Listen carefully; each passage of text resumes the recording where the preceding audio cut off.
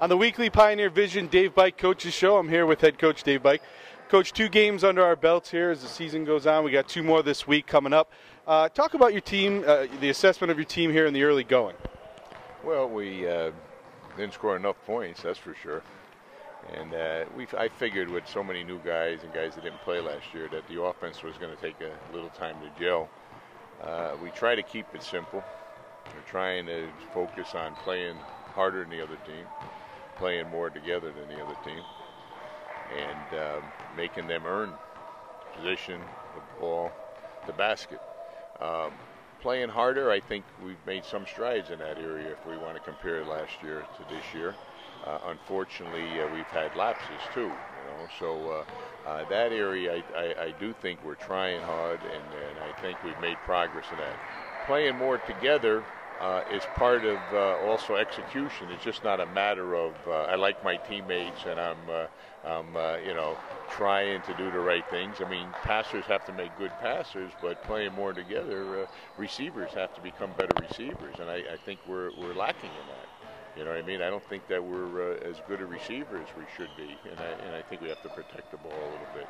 So overall, I mean, if you look at our stats, they're you have to give a grade of F on most of them, So, and the most important one, of course, is the 0-2. But have we made some progress? Yeah, and hopefully we'll be willing to continue to make progress.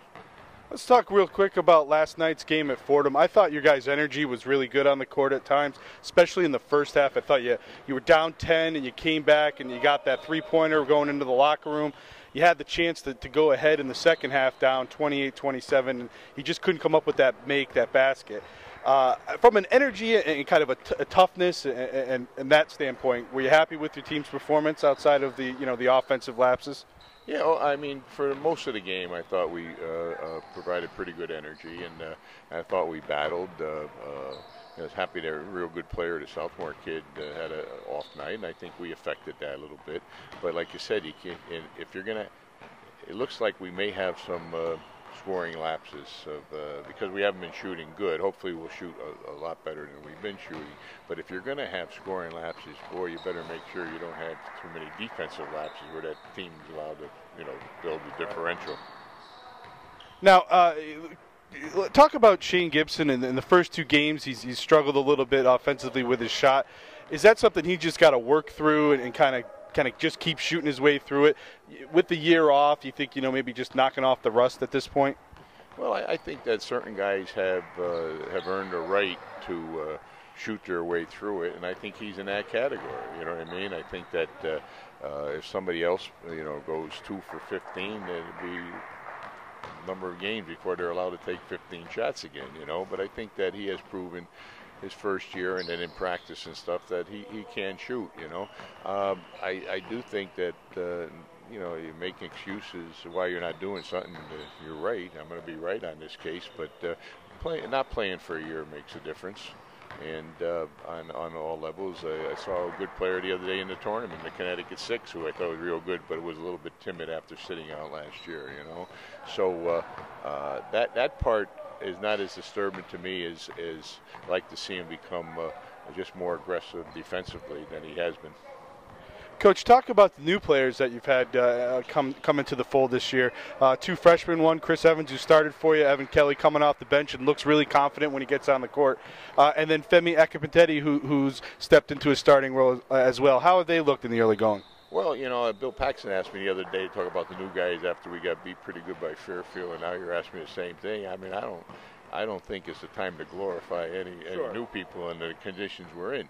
Overall, I'm happy all of them are here. I think they've been working hard. I think they get a chance to put up a lot better numbers than they're putting up. But again, right now, we shouldn't be glorifying anybody. But do you feel like they've kind of stepped in and are starting to kind of fit in with what you want and what you're looking for?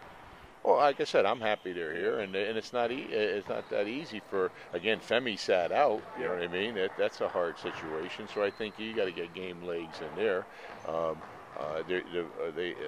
Evan and Chris have shown some positive signs, and again, it's if it was so easy for freshmen to play, and then I guess you wouldn't have any seniors or juniors on the team. Right.